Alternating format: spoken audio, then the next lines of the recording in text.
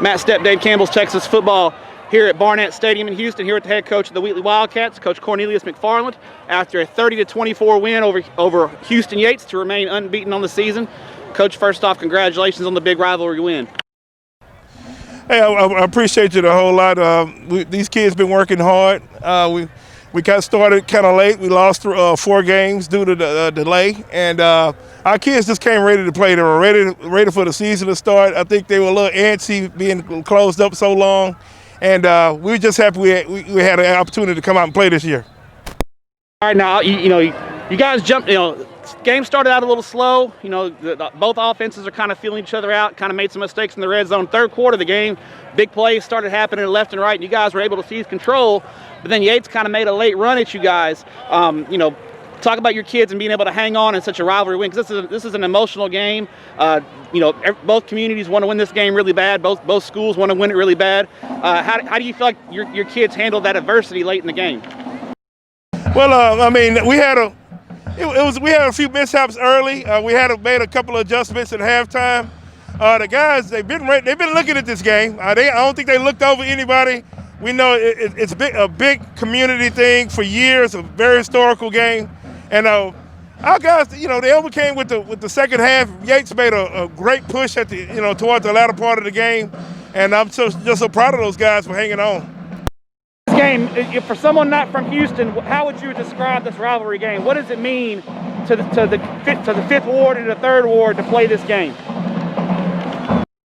It means so much. I've seen alumni come to the school, and they're class of 59 and class of 63, and they wear their purple and white so proud. And all they talk about is how it used to be. And coach, you better get out there and get them boys ready to play, because we got to have this win this weekend. So I'm happy that we was able to pull that and bring that back to the community.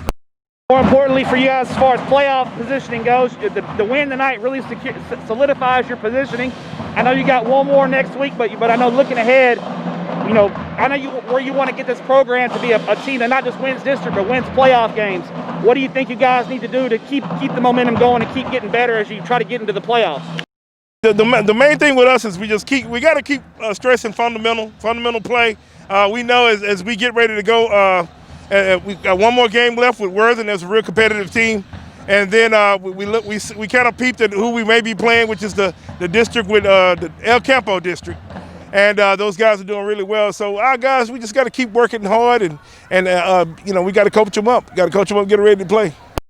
Now, with COVID, and I asked Coach Dixon this at the Heights earlier this afternoon, being able to play football, and for those folks who don't understand the challenges that an inner city coach has when you're dealing with some of the things that you wouldn't have to deal with in the suburbs, how important is it for your kids to be able to come out here, have some structure, and play the game they love so much? Oh man, it's just it's such a family. Our guys, when we came together, they wanted to hug and dap up each other and just hang tight because they missed each other. But we had to stress to them, hey, we're in the middle of a pandemic. We got to keep, if you want to keep playing, you got to keep the distance. You got to keep a mask on. And if you see our helmets, we had a full shield that comes all the way down to the bottom.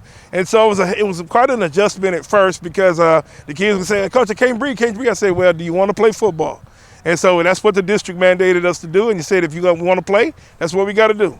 So I think they made a really good adjustment. Every now and then they fog up, but I think they learning to work with it. And I'm just happy that they had a chance to play this year. I had some seniors that wanted to get some film in, and I'm just happy that we had this chance, the opportunity to play this year. Question for you: the big win. What do you celebrate? What's your favorite post-game meal after celebrating the win? What do you like to eat? My favorite post-game meal. Like I say, I always tell people I love barbecue, but I think every barbecue joint is closed right now. So I'll probably have to settle with probably some Chili's or something tonight. But it'll be something good. As you can see, with this COVID, I got to work this COVID weight off. There you go. But it's gonna be a celebration. Congrats on the win. Good luck the rest of the way, and we appreciate what you do for student athletes in the state of Texas. Yeah, sure. Thank you. Thank you for coming out and checking us out.